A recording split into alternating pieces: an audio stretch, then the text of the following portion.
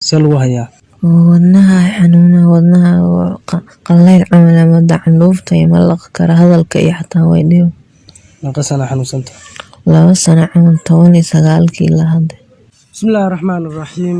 walaalaha Soomaaliyeed ee muxsiniinta ah, maanta waxa aan la joogaa Yaxye Xuseen Xaashi oo ah dhibane haddana danyar ah lana xanuunsanaya xanuun ka haya dhanka iyo wadnaha. sida aad arkaysaan, wiilkan yarkaahi waxa uu dareemayaa xanuun aad iyo aad u ragaadiyey, waxa uuna la jiifaa muddo ku dhow 2 sano haddii aanay ka badnayn. Yaxye salwahaya wadnaha xanuuna wadnaha qallayl camal ama dacanduufta iyo malaqa kara hadalka iyo xataa way dhibo naqasana xanuunsanta 2 sano camal 19 ilaa hadda.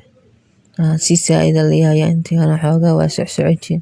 qof waliba oo dhibaato haysata waxa uu jeclaan lahaa in laga samata bixiyo, ma awoodaan qoyskiisu in ay isbitaal geeyaan.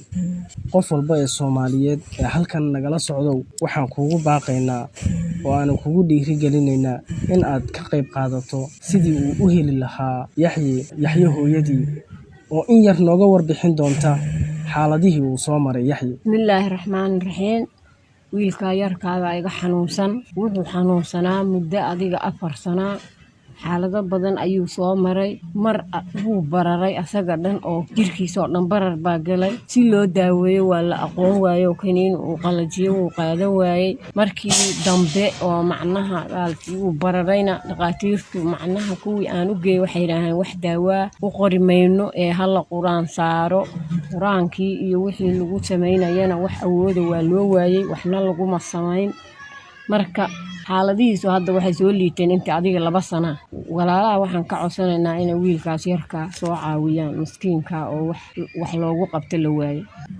waxaa la ii sheegay oo maamadu ay ii sheegtay xanuunka haya iyo dhibaatada uu dareemayo awgeed mararka qaar inuu yiraahdo waxaaba ii roon inaan iska geeriyoodo oon iska dhinto. walaalaha Soomaaliyeed ee muxsiniinta ah, qof waliba iyo maalintiisa, waxaan idinka codsanaynaa si naxariis ay ku jirto in loogu soo gurmado. nambarka ayaan soo saari doonaa haddii ay baraali ka noqdo iyo akoonka. qof walba waxa uu heli karo in uu ku soo caawiyo ayaan dadka Soomaaliyeed ka codsanaynaa. haddii aad heli karto in yar $1, $2, $10, $100, waxaa laga yaabaa adiga xoolahaada inaanay waxba ka nusqaaminayn, balse dib dambe ay adiga kuu noqoto dembi dhaaf iyo barako iyo ajar ay Ilaahay agtiisa ka dhigato.